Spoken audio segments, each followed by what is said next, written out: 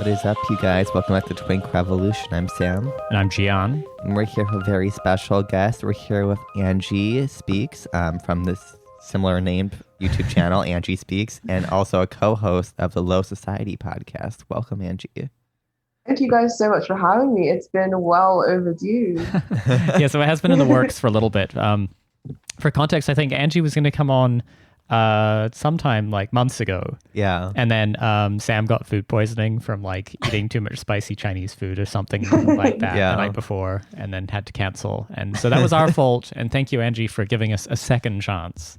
All good. You guys are like harder to get than the president at this point. I got a book well in advance. Oh, it's true. Yeah. It's us and the Perfume Nationalist just booking months out. It's I love your Red Scare t-shirt, the ISIS t-shirt that you're wearing right now. I think it's really cool. Don't know what you're talking about. I wouldn't know something like that. It makes me wish I had white privilege, because I'm half Arab, and I feel like if I was to wear something like that around, that I would be arrested fairly quickly. So. And in fairness, I probably should be arrested pretty quickly, but no, you're right. I can walk the streets free, as it were, in this glamorous Red Scare merch. I'm gonna get one, but I'm gonna like wear it in the house only. It's gonna be like my COVID shroud. Well, that's the nice thing about COVID, right? Is I get to try out a lot of t-shirts. I wouldn't necessarily give a spin out in the real world. You guys should make merch. We have merch. You do? Thank you for mentioning. Visit twinkrev.com. There's a big shop link at the top, and you can get some very attractive hoodies. You can get what else can you get, Sam? Leggings. Tank tops. Tank tops are a good popular choice. Some t-shirts. And I'm happy to report... A fanny pack is on there. Oh, yeah, your little Circuit Queen bag. And then I'm happy to report that the first samples of the Twink Rev jockstrap arrived. And they're appalling. They're of appalling quality, but that kind of makes the joke funnier. Wow, what a gracious guest I am! I just gave you like a plugging opportunity for yourself. Yes, thank you. That one way you don't look like utter like grifters, because it's like naturally occurred. Yeah, well, just these organic little serendipitous moments.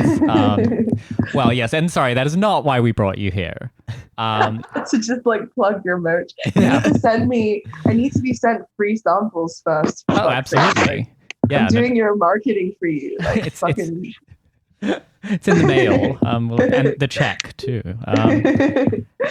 Well, so if our dear listeners are not familiar with Angie's output, she's a very prolific YouTuber doing. I'd say, Angie, if I may pay you a compliment, I mean you sort of existed perhaps within the aesthetics of that kind of bread tube world for a while in terms of having very high production values, but I can actually watch your videos and enjoy them. So you do set yourself apart from the other competing brands, as it were. Thank you very much. Yeah, it's been a bit of a journey in that regard, both like politically and like personally. I guess I started making videos when I was like 23 or 24.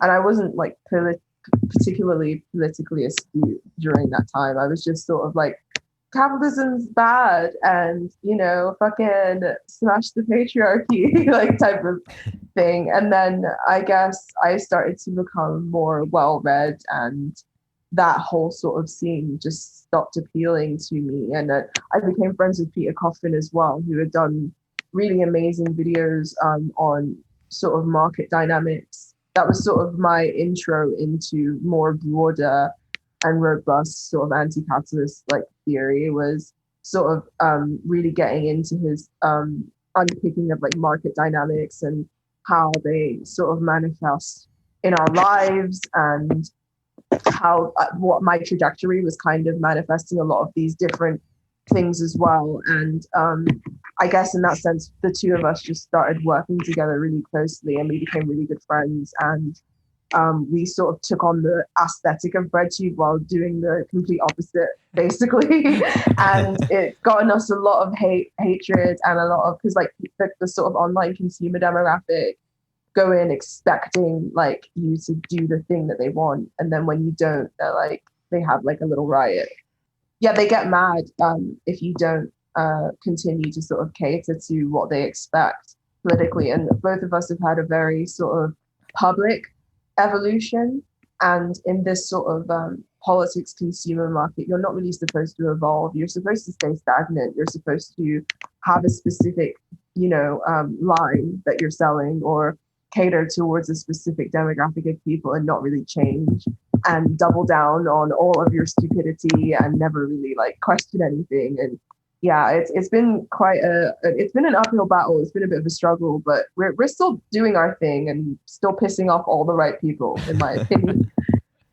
Yeah, it seems like you're doing the right thing, but also the wrong thing to this broad base of like left-wingish YouTubers I mentioned in class, and doing a more Marxist analysis of the world versus their anarchistic, like postmodern kind of talking points where like I don't even know what they're talking about 90% of the time because it's just gibberish. Yeah.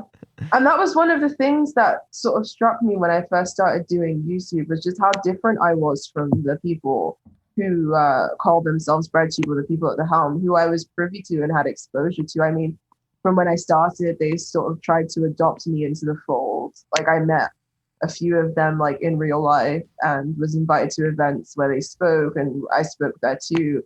And there was a glaring difference between me and them. Like, number one, I wasn't a hyper online person, and it was very obvious that these were very online people who like were very much subsumed within the consumer demographic, where I wasn't. And then politically also, I'm like a very sort of normal, like, I don't know, I don't like to say normal because I guess that could be misconstrued, but I'm like a total normie. Like I'm very just sort of like run of the mill type of person, and I don't really try to extrapolate based on my identity, even though I'm like a Black woman. Like that's not something that's ever really mattered to me unless somebody makes it relevant in some way, which is usually only in hostile situations. Well, I find, sorry, go ahead. Oh no, well, I was just going to say it's interesting you say that, because I was sort of interested. I mean, you do not toe that line. And yet I feel like the type of scrutiny you receive and the type of critiques you receive, the nuanced and generous critiques of your political positions, seem to always perhaps go straight to a kind of a weaponized identity, which seems to either be, wait a minute, you're a Black woman, why are you not towing this particular line? I think you should. And then very quickly into overt racism and sexism against you personally. Yeah. I'm basically the online lefty Azealia Banks. It's the same shit. It's like different to the same shit. And like as much as people dislike her, there's a certain amount where I sort of relate to her in terms of how she's maligned and hated. And people treat her like she's the devil for saying things that like the majority of people think. And like, Roman Polanski's still out here like winning Oscars and shit. And it's like, she's this like awful devil, and there's something particularly pernicious when you, and I'm sure as you guys also experience too, like when you're one of these sort of when you're part of one of these identity categories that's sort of adopted as like the liberal left's pet, and you don't necessarily toe the line of what that's supposed to be or how you're supposed to act or what you're supposed to believe. There's a certain pernicious punitive system that's like set up for you within those modes. And yeah, it's disturbing, and it's alienating too, because as someone, like, identity is not important to me. I think that the people who make it important are the assholes, whether those be people on the right or on the left. And to them, that's like the biggest affront, because in that sort of demographic and marketplace, identity is currency almost. It's like used like it's currency, and it's like, why aren't you using it? Why aren't you leveraging this like superpower that you have, this thing that could have shot you to like, if I really wanted to, I could have like done the grift and been like a breadsheet princess basically, along with hundreds of thousands of subscribers and like thousands in Patreon. But I didn't want to because it was so antithetical. So I basically committed like career harakiri because of that. Like it's so antithetical to everything I believe and what I stand for. And it's also a prison. Like most of the people who do that shit like hate their lives, hate themselves. They can't even look at themselves in the mirror because they're not living authentically. And like, I don't think I could do that. Well, and as you mentioned, I mean, you have done a little bit of political journey, not perhaps through core commitments or beliefs, but more about how you talk about your politics and the sort of frame through which you're expressing it, becoming more explicitly Marxist throughout. I'm curious, sort of, how has that been? Because obviously that does bring a different kind of scrutiny from even people who might sort of call themselves broadly the left or socialists. That's also been somewhat doubly dangerous, because I see it as like the more actually like radical I get in terms of like what I am willing to say, and also what I'm willing to, be intellectually curious about, the more scrutiny is sort of aroused in not just the sort of breadtube crowd, but in a lot of different places in general. So it's sort of it's a tightrope to walk. But at the end of the day, like, my intellectual curiosity and trajectory, like within that domain, I'm sovereign and no one else is. And like, it doesn't matter that I'm a public figure to me, which is another thing that's like an affront to them, because it's like, it should matter to you. Like, it doesn't fucking matter to me. Like, what matters to me is like my own personal, like, intellectual fulfillment. Well, you've got to then, I mean, I'm sure you can relate as to have the same experience as us, where, just people come up to you on the street and you're just like, ooh, a poor. Because that's what all media figures must be, like. Exactly. Exactly.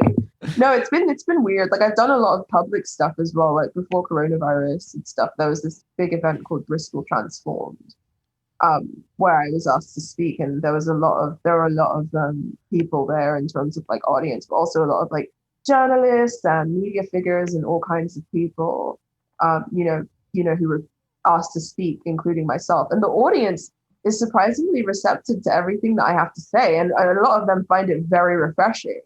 But then you see the journalist that I'm sitting next to, like, looking down at their nose at me, like, who the fuck is this, like, up-jumped bitch? Like, why does she think she can say these things? Like, what is she doing? Like, the people who are sort of invested, both like sort of intellectually in terms of, and also in terms of their like class interest in this mode, are the ones who tend to be the most hostile. And in real life, the audience is hungry for subversive knowledge, but these online people sort of act as gatekeepers away from people to explore, the subversive knowledge that's out there for them to excavate. Yeah, I think it makes sense. I mean, as people of like media careerists tend to have a lot of showmanship, but a lot of lack of like intellectual integrity and like curiosity. And I think you and a few others on the BreadTube world refute that. You kind of do like the showmanship and the intellectual argument, which have also been interesting, but like don't have to like tie in a bunch of things to make yourself seem like worth listening to. You're worth listening to despite everything. Like, yeah. And don't have PhDs in the bio. Right. Like, I'm not, and that's the thing about me, is that I guess a fucking, I don't like to use the terminology, but I'm sort of an organic intellectual. Like, I don't have heaps and heaps of academic credibility. I went to film school. That's what I have my BA in, and I'm currently pursuing an MA. Like, I'm not sort of trying to sell myself as a thought leader. I'm just somebody who sort of makes observations based upon like experience, what I've read, the sort of things I've been exposed to, the types of ideas that I synthesize based on all of these different factors. And I focus on cultural criticism mostly. And I have no illusions or delusions about what my purpose is. Whereas, in the sort of breadtube crowd, you have people who sort of think that they're like the vanguard of the revolution, and that they're doing like, it's really cringy. Well, I guess a related point or a similarity we all share, I think, with the sort of media weirdos who are the self-declared voice of the working class, is that we hate families. We want them abolished. We want them gone. Babies done. We're not doing that anymore. You just published a video, which is a wonderful piece that I recommend everyone go and check out. Thank you. On whether the left is in fact anti-family or wants to abolish the family. Could you say a little more about what that video was and what prompted it, maybe? Sure. I've actually been subject to a bit of like liberal gaslighting on it because there have been quite a few people who have been like, nobody ever says abolish the family, Angie. Like, you're pulling this out of your ass, which is what they always do. Like, if you make a criticism about something the left does, their like highest recourse is just to deny it in your face, no matter how obvious it is. They're like, no, nobody actually does that. You're creating right-wing straw men, you strasserist, and like all of this fucking bullshit. But it's a slogan that I've seen going around, and like a lot of, especially because the Black Lives Matter movement had it as part of their manifesto before they removed it after massive public backlash. They also, it was also massively picked up by the right-wing media, and it was like a sort of media topic, this idea that the left wants to abolish the family. And I had also been to quite a few talks in London where you have these sort of Guardianista types. It's sort of under the pretense of being this left, like, radical thing, and then you go there and it's like all these Guardianista middle class like assholes talking about like abolish the family, to a room full of other media fucking Guardianista assholes, like talking about like living in pods, and none of them are like working class or have known what it's like to fucking struggle or anything like that. They come from a very specific class. So these ideas are just sort of like conceptual, like sort of playgrounds for them, that it's not anything that's like visceral or, anything that, they think about the way that other people would view it. And I wanted to sort of make a video that dispelled a lot of those illusions around what Marx was actually saying, what Engels was actually saying, and also kind of reaffirmed the idea that, Marxist politics, like left politics, actually supports the family, and we're not against family. There's also a ton of anti-natalist sentiment on the left too. You see it as well whenever somebody, announces that they've had a baby or that they're getting married. There'll always be that weird contingency of people, of like miserable assholes who are like, oh, you are perpetuating patriarchy, or like, oh, you're bringing life into this horrible world. And it's like, just because you have given up on, hope for the future and hope for humanity doesn't mean that everybody else has to. Like, keep your misery. Don't try to crowdsource your misery. Stop trying to find political justifications for your own, like, anhedonia. Like, fucking chill. And yeah, I thought that I'd make a video just to sort of like, and like I'm working on a series of videos as well that kind of dispel quite a few of these like myths that sort of shroud the left. I feel like the definition of the left has been so perverted, and maybe it's a fool's errand to attempt to salvage, like some of the misconceptions. But I feel like there are people who would be sympathetic, who are sort of gate-kept out of analyzing our positions further because they assume that we're a bunch of anti-natalists, like abolish the family, like people who want to like have conversations about the efficacy of necrophilia, or like debate about the age of consent, or like have a bunch of like mentally unstable like e-girls with guns. Like, this is what people see, and like, people don't like that. Like, that's not, and I mean, as a quote unquote a complete and utter normie, there's certain things that I understand why people would be sort of have a knee-jerk reaction and not want to associate themselves with, or even think of examining the ideas like of the left. There's no real pathway to entry for just your average person. And I guess kind of what I want to kind of make myself as is like sort of a Black female sort of Joe Rogan, like someone who's able to, examine ideas in a way that's easy and idiot proof, for normal people to engage with, basically.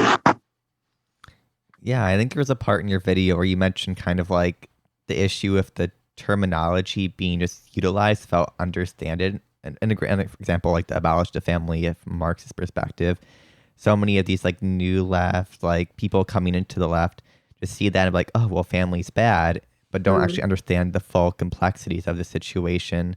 And I think too, actually, the gay rights movement, they added abolish the family from Marx's perspective into their thing, but they didn't mean like you can't have married or have like families. It just means you want to rid it of the economic relations. And there seems to be this big issue on the left, like, oh, like you mentioned wage slave, and like, well, what about black slaves? And it's like, this isn't the same thing. And there's just a complete lack of like genuine conversation because people pretend they read all this stuff and then don't understand anything. Yeah, most people haven't actually fucking read any of it, which is the thing. And I feel like as Marxists, we have to be a little bit more like, understanding of the fact that people don't understand our terms. And in order to safeguard the meaning that is behind those terms, we can't allow them to be sloganized and bastardized, because this whole abolish the family ethos has been reabsorbed by the neoliberal mode as a way of as like a moral cover for the atomizing effects of the system.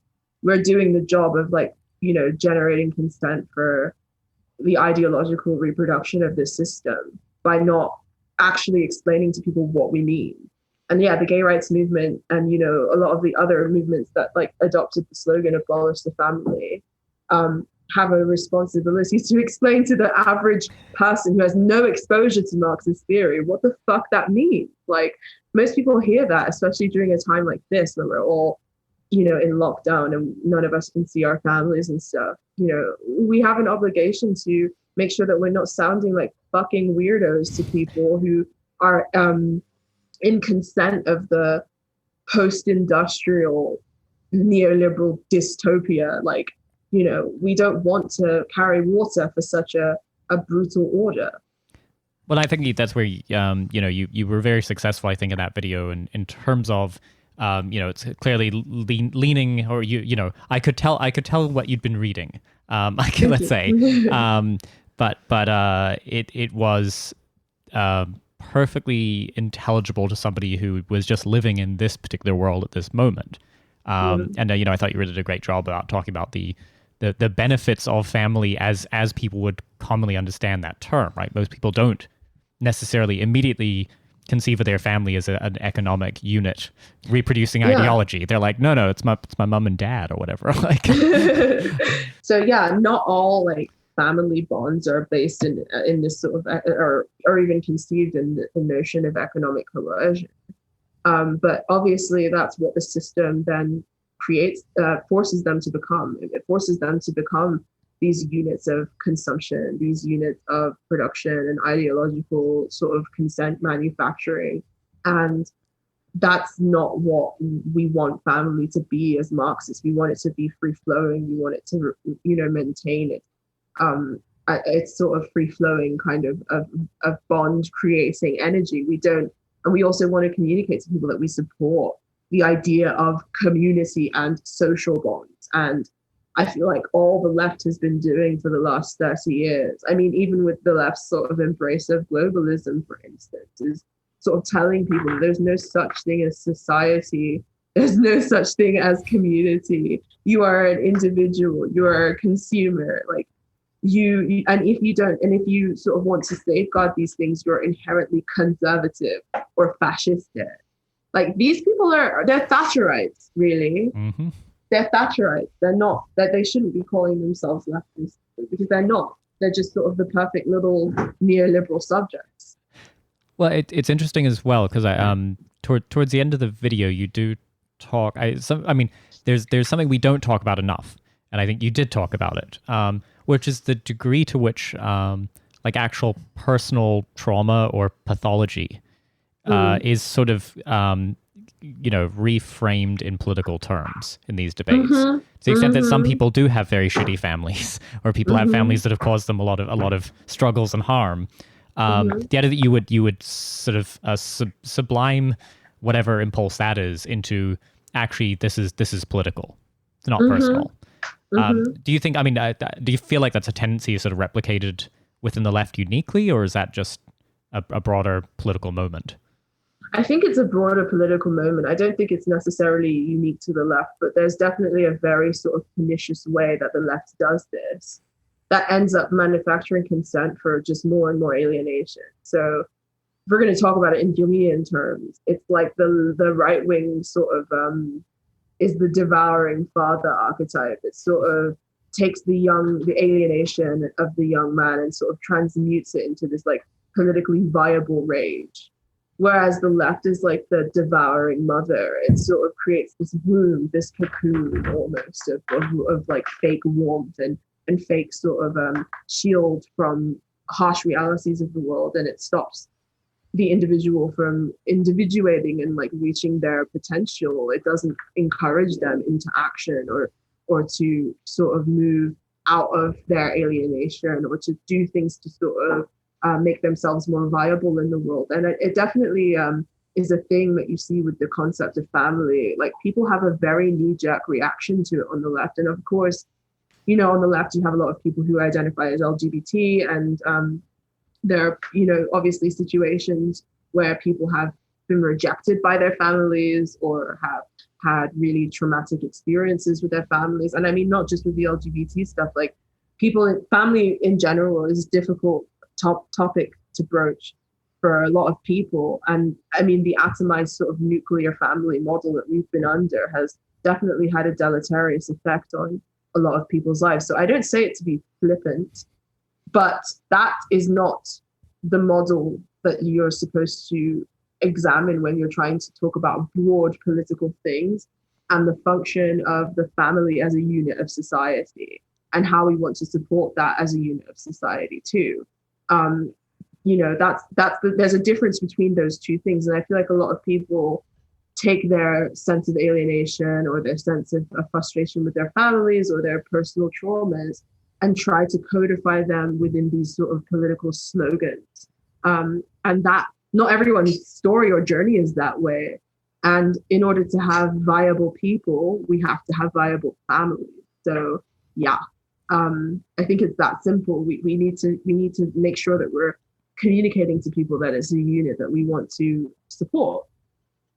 Well, and it's sort of interesting, I guess, part of the normie, you know, having a politics that can be of the radical left or of a Marxist character, but which is normie. I feel like, you know, you and Peter in particular, you both will sort of stand by the convictions with your ideas and argue with the, you know, argue those points, which stands in some contrast to those who play this weird trick of like projecting strength through weakness thing. And I don't quite get where this has come from, except I guess that it works, where it's to like say something outrageous and then sort of turn around and cower and say, you know, ooh, I'm but a small bean.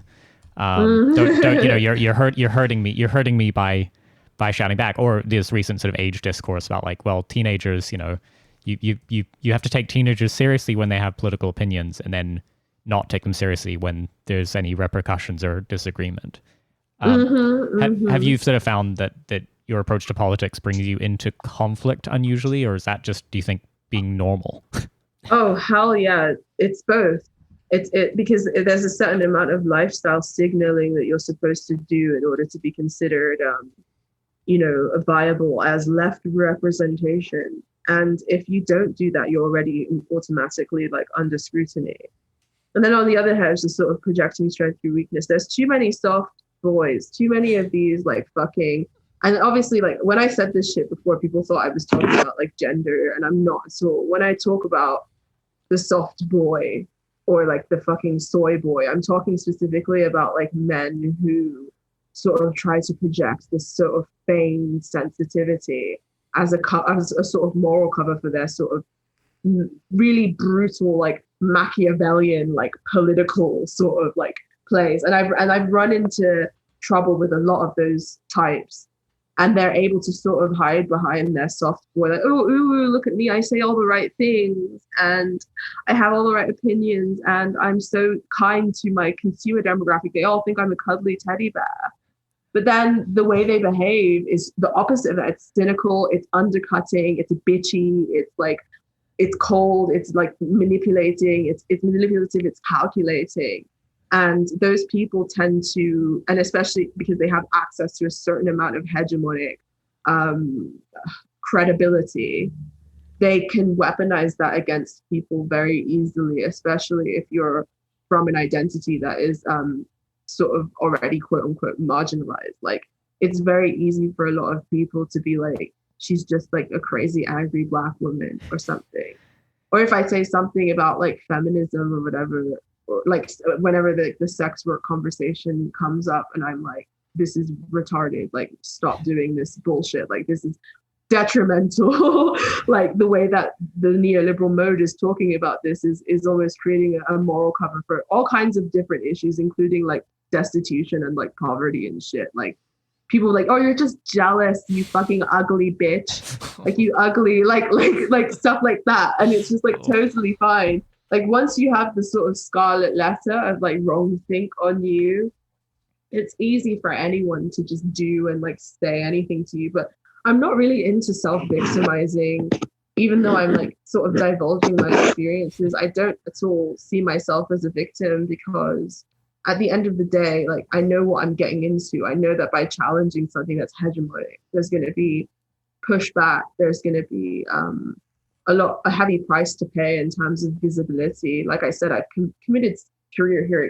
Like every day people are angry at me. Every day people are leaving my Patreon. Every day people are unsubscribing and stuff. But it's just the price that I have to pay to remain authentic and to continue to make and produce work that I feel is meaningful to me and that I don't feel completely alienated from myself doing. So yeah, that it's rough out in these streets, for sure. Touching on the point of like the uwu soft boys and the left kind of thing, it seems like there's also this underlying machismo in their nature, where like once they're like pissed off and they're not getting like the sex they think they're gonna get out of this. I think a lot of it's psychosexual.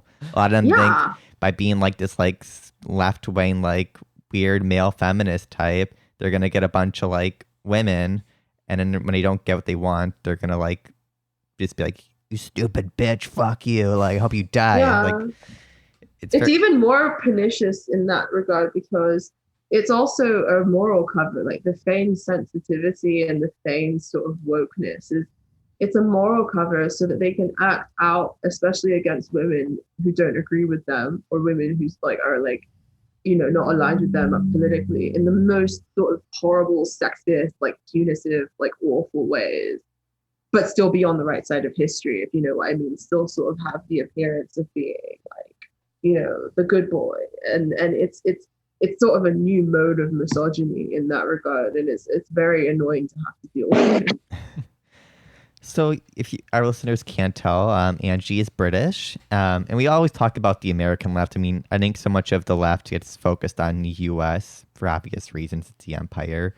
But the British also has a catastrophic state and a horrendous left. And I kind of wanted to talk about that a little bit. I mean, I think of like, I'm literally a communist from like Ash Shakar or like Owen Jones. Oh dear. Oh God. It's so much worse over here than you guys have. Like, it's so bad. But sorry, continue your question. Yeah, I wanted to discuss like, what do you think people don't realize? 'Cause I don't think people think, I think the British left are even crazier than the American left in some ways. Like, what has your experience been like with this left-wing community, and how does it kind of differ from the American cringe left? Well, just so you guys know, I am English. I was born in the UK, raised, but I actually am also American. I've lived in America as well, and I have experience on both sides of the pond, basically, which is why my accent is weird, just for the benefit of your audience. But quickly, before I answer the question, you guys also have weird accents, and I want to know what your backgrounds are. I'm an American-born New Zealander. Oh wow. Yeah. So that's why that's fucked up. I'm American, but I'm Midwest, and I also have a lisp, so that gives me like an extra part of an accent. So he has a gay accent. He's from Planet Gay. Yeah. Oh, okay. Well, I'm happy to meet you, fellow weird accent people, because everyone thinks that I'm a big faker for some reason. Well, no, I think it's very brave of you to come on this podcast and be British. Why? Is there like a special hate for? No, I think it says you're our first British guest. Oh, that's sweet.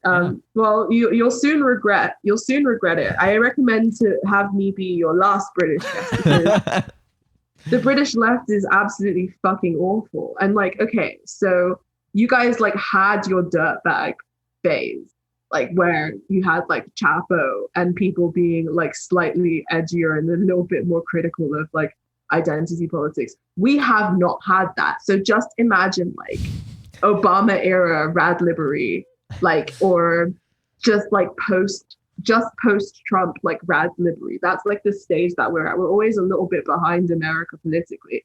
We're always ahead of you in terms of like music and fashion, like, and like art and stuff. Like we're ahead of the curve of America usually in that regard. But then politically, we're always a bit behind you.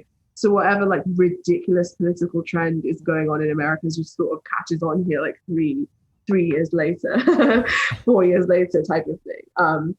So yeah, we've not yet been through our sort of like questioning the hegemony of sort of neoliberal ideology phase. It's just sort of fully in swing, and the radical liberals here are like fucking evil. Like and the ones you have in America are evil, but these ones will ruin your whole life and make sure that you never work again until like you're dead. They will fucking come after your neck, and they have absolutely no self-awareness. And if you try to make them self-aware, it will be met with the worst sort of sneering and bullying. And it's absolutely awful. And our media figures as well, the ones who sort of represent the British left, are also just terrible, unprincipled, like, and I mean, you guys also have that too, but there's just like a special level of like public school twattery that we have to deal with. Yeah. Well, there's also the cultural divide of like Britain and the US. I mean, here we have codified free speech in the Constitution, while Britain doesn't even have a constitution, I don't think. No. So like you have this culture that doesn't fully embrace like saying whatever you want, even though it's not fully true in the American context. I feel like there's more repercussions probably in the British world. We have like hate speech laws. Like I remember I was having problems with a neighbor who's like playing really loud music like at all hours of the day, and it was like doing my head in. And it was like so bad that we ended up having to like call the police round to like do something. And he was like yelling abuse when the police came over, and like he said something like, "Go back to your country" or whatever to me, which I just thought was like some dumb shit that some stupid, because he's like a fucking stupid drunk like asshole would say. But the police legitimately took this guy away and charged him with a hate crime for saying "go back to your country." So there are hate speech laws, and you could be charged with a hate crime for saying anything that could be perceived as racial. So there's this very sort of stringent, hypervigilant environment. I mean, even among the most conservative in this country, I mean, the Conservative Party, a lot of people who voted for Brexit, the sort of your standard sort of working class people are very sort of anti-political correctness, like don't give a fuck. But the people who they voted to represent them are so careful, like Boris Johnson, Theresa May, like they don't challenge this sort of like cultural surveillance, because they themselves don't want to be labeled. Look at what the fuck happened to Jeremy Corbyn, like the whole anti-Semitism smear campaign, and how quickly and easily it sort of took on, and how it sort of, irrevocably damaged his political career. I mean, it's very, very pernicious here. You have to be so careful. You can't be like phased in the way that you like can be like a little bit. And that's what I mean, is that because we didn't have our little dirtbag kind of phase, it's just impossible almost. And I mean, there are some people who are doing it, but they're so under pressure and so under surveillance, and their positions are so precarious and their voices are so quiet and sort of marginalized and pushed to the side. It's a scary situation. Well, it's interesting. You kind of mentioned that the little sort of dirtbag renaissance that happened here and sort of pushed out at least a some new tendrils into the world of like there could be a left that doesn't look like this weird sort of academic monoculture. But a tide of actual sort of populist sentiment hasn't escaped British attention either. I mean, it's happening there too. And so there has been all these sort of rising tides of media figures who were sort of weird little outsiders writing in sort of student magazines are now quite prominent. And one who's always very funny to me, only because I know you share our affection for Exiting the Vampire Castle, that essay by Mark Fisher, and you produced a wonderful video, I believe, of the same title. Thank you. it always just shits me that Owen Jones is mentioned by name as the person who Mark Fisher felt really terrible was being vampire castled. Yeah. And is now, I mean, like the ringleader of tormentors. He's the guy who's like going through bookshelves, people's bookshelves in their background of their photos or whatever, and being like, "Brah, see, secret Nazi." I know, it's fucking disgusting. Like, I want to push Owen Jones into a puddle. Like that would make my life. Like, I would be so That'd be a hate crime. with myself. I would probably get charged with a hate crime. Fuck, I could probably get charged with hate speech for saying I want to push him into a puddle. That has nothing to do with his identity. It has everything to do with the fact that he's a massive cunt. But we'll he identifies as such, perhaps. Yeah, maybe, who knows? But yeah, he is bloody awful. But he's not even. He's sort of the tip of the iceberg. It's this really pernicious culture, and I mean, of course, someone like Mark Fisher, it makes me upset, like genuinely emotional to talk about it, because Mark Fisher was sort of my entryway into sort of broader political analysis. I read quite a few of his essays when I was in university, and then I read some of his books as well when I started making YouTube videos, because I was like, oh, I needed like resources for the video or whatever, and I sort of ran into capitalist realism, and what a voice, like what a fucking principled voice, what a gentle voice. It wasn't as if Mark Fisher was even like edgy or like antagonistic in the way that we are or other people like are. Like, he was just saying really sort of gentle critiques of these different modes that he was sort of analyzing, and he was sort of and they destroyed him. I mean, he even talked about it. The first line of the Vampire Castle essay is him basically talking about how his time spent in online left spaces and also in certain spaces in real life had basically pushed him into a depression. And I can relate to that, because it's hard to feel like you're under constant surveillance, to constantly have people mischaracterize you, to constantly, and these people will push at your weak points as well. Like, if there's something about your appearance or your way of being, your mannerisms, whatever it is, they'll like drill down at like the most vulnerable parts of you to undermine you and to undermine your confidence and to make you feel like you're a piece of shit, basically. I mean, I see it done to Peter all the time. And that's something that's terrifying and awful to go through psychologically on a constant basis. And you have to either develop a very thick skin or just like not engage at all. And yeah, Mark Fisher was making a very gentle critique, but the British left fucking hated him. Oh, I believe he was swatted at one time. Yeah. I mean, he was saying really basic, benign things. And he sort of spotted this authoritarian, punitive mode before any of us really woke up to what was happening, while we were still sort of caught in the malaise of like ideals, before we could really see how ugly things would eventually become. And now we're seeing the left sort of align itself with a censorious Silicon Valley. And I just fear it's going to get worse from here. Well, and it's funny in terms of, I guess, you mentioned Peter, of course, but I think you and Peter both sort of live the values or embody that line, which I quote often, which is the Mark Fisher saying the bullies were another part of the playground. Which these kind of these online censorious forces that are really not so much about just the straight outright sort of tech-based censorship, but actually about trying to inflict psychological harm on anybody who steps out of line in some sense. You two in particular are not those who are just sitting idly by and happy the bullies are another part of the playground. So anyway, thanks for that. That's all I say. Much appreciated. No problem. I'm sad that Sam got kicked off of Twitter. What the fuck? The fuck is wrong with these hoes? Like, Jesus Christ. So bad. It's homophobia. Anti-mean girls. Yeah, I mean... Digital puddle pushing. Yeah. I mean, there's so many people I've seen who have like fallen like prey to this fucking bullshit for saying the most innocuous, just basic stuff that like is not trying to harm anyone. It's just sort of not part of their party line approved sort of narrative. And I feel like somebody has to stand up to it. Like, I remember when ContraPoints made her cancel culture video, I was like, what a fucking coward. Like, you stood by and watched people left and right getting hit by this pernicious thing.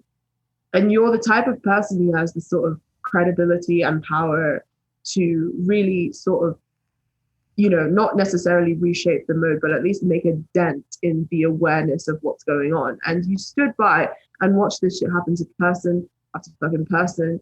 And you didn't speak out until like it came hitting at your doorstep. Like, really, bitch? And then and then like then that's kind of the reason why me and Peter took the line that we've taken, because it's not just for us, it's for everyone else who's coming up behind us. And it's not a competition either, because the more good ideas get out there, the easier it is for everyone at the end of the day. And we're not necessarily, like I said, we're quote unquote organic intellectuals. We're not people with academic credibility. We're just dum-dums who likes to explore ideas and who like to, give credence to and play around with things that are outside of mainstream narratives. And that's what we're trying to do, is to kind of bring attention and platforms to ideas that we think are helpful or ideas that we think are beneficial to people.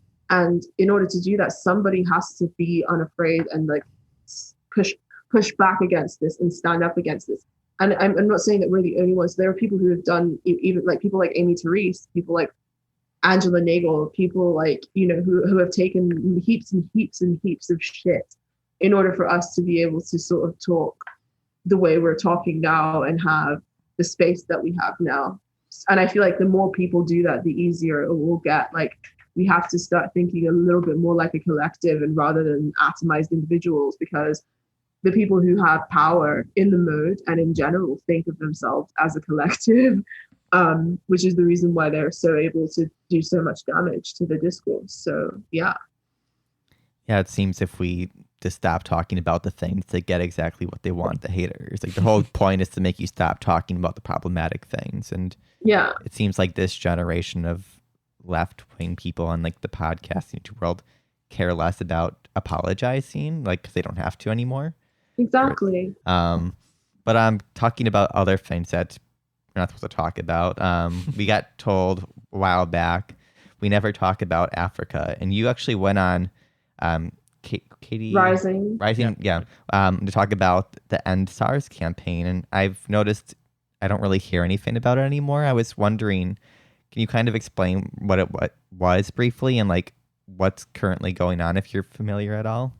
Sure. So yeah, that's my background. Like, my mom's side of the family is Nigerian, and like it's like a massive issue in Nigeria with police brutality, and SARS is sort of the kind of paramilitary kind of police unit that was set up in order to stop armed robbery from occurring, because there's been a massive issue with armed robbery in Nigeria from time immemorial, mostly caused by the massive class divide in the country, as well, and also the lack of government funding and resources in institutions like the police and the army. So a lot of these people who aren't really paid properly and don't have a good standard of living will sort of abuse their, power in terms of like monopoly on violence to extract and bully profit out of the public.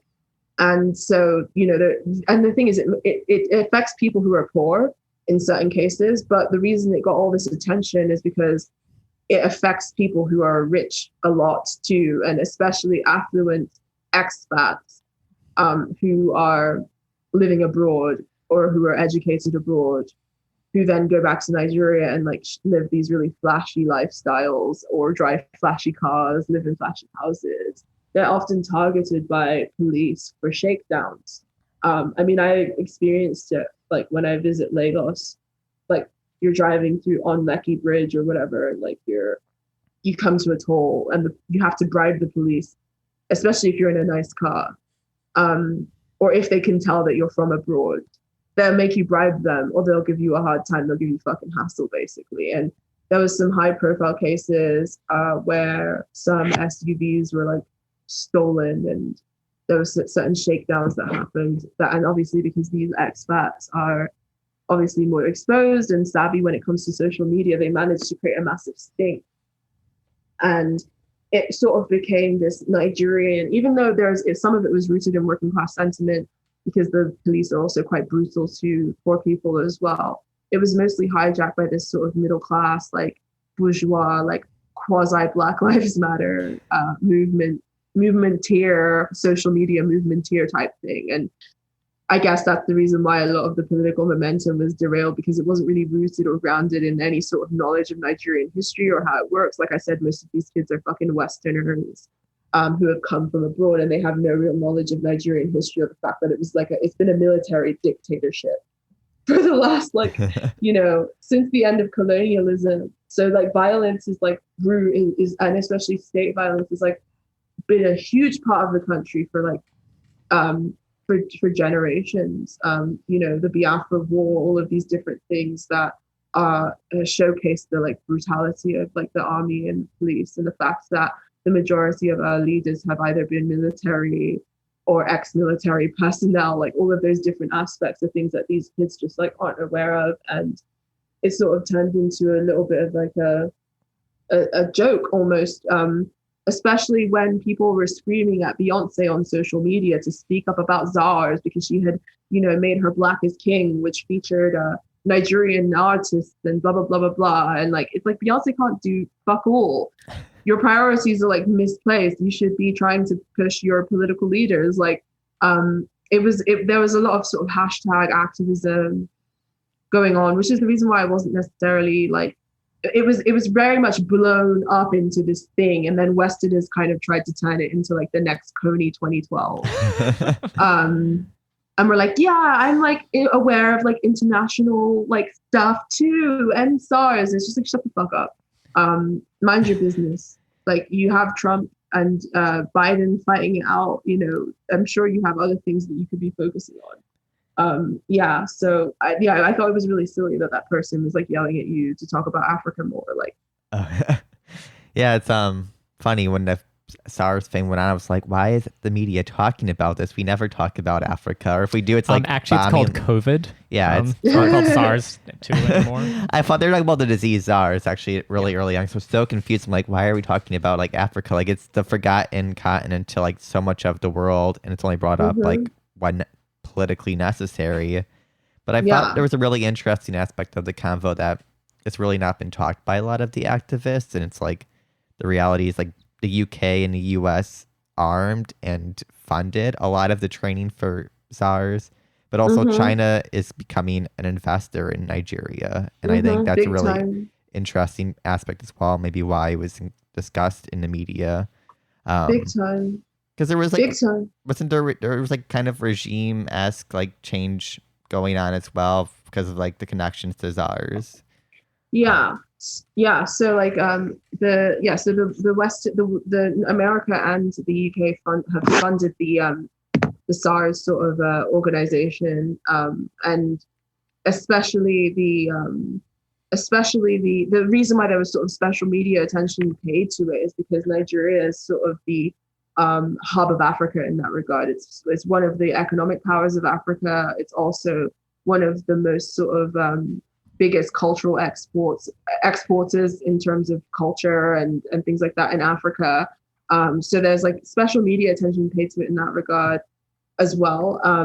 But when it comes to like the issue of like military controlled police brutality, I feel like I guess this is my little theory, is that like I guess the Western media didn't really want people to become too aware of why things are the way they are, because then it would sort of the paper trail would lead back to them and like their interests. So they sort of, I feel like it was something that was sort of curved by creating this sort of spectacle of like they have their own little Black Lives Matter thing there too, and it's just like this thing against their naughty police.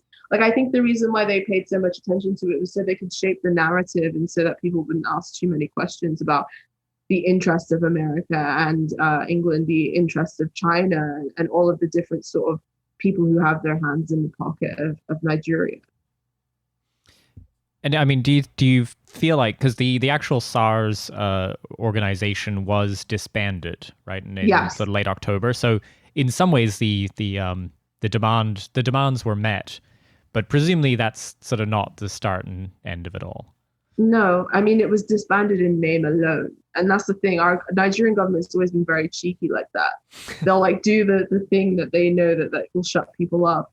But the organization is still like doing its thing, just under different circumstances and under sort of different funding and different name. It's sort of reshuffled itself around. And it's sort of a law and order deterrent, number one. And number two, the reason why the Nigerian government has turned a blind eye to this phenomenon for so long is because because it's like a totally sort of free, almost libertarian market. They don't want to have to fund. They're not allowed to. I mean, the reason why it's that kind of way is because the West has sort of forced us to keep our markets free so that they can come and do business and do whatever the fuck they want. So, things like the IMF and other entities put a lot of pressure on Nigeria to keep its markets totally free. And that would mean them having to do actual government funding and not just allow, these sort of rough cut measures to come in and take care of the responsibilities of the government. I mean, most of our infrastructure is privately owned in Nigeria, like from roads to electricity to all these different things. Like there's no real, to education even, there's no real sort of government funding beyond the very sort of basic for anything, including the police, which is why we have this issue in the first place. Well, and kind of fortuitous that there's such a robust tech sector actually being established there. It really is sort of a startup hub. So it's great because it means once SARS was abolished, there's plenty of like app developers who could make a private app where you can order a social worker to come and shake you down. Exactly, come and shake you down. It's a leftist utopia in that regard. It's a leftist dream. A leftist dream. Well, no, in Nigeria, most people have private security, which is the thing, and you can't get by unless, like, my mom lives there now, and whenever I visit her, there's like armed private security like in her compound, like at the gate. And most people who are like affluent and middle class have armed security and have drivers too, because you can't really drive in Lagos without basically being chaperoned through the different connections that will stop you from being hassled by police, especially if you're someone who has like any means. It's sort of a libertarian like utopia. And those are the real reasons why we have this problem. But like, I doubt the West wants people inquiring or asking too many questions about that, because then, the paper trail leads back to places that people don't want excavated. Well, yeah, and if people are interested in excavating more, perhaps they should check out more of Angie's content.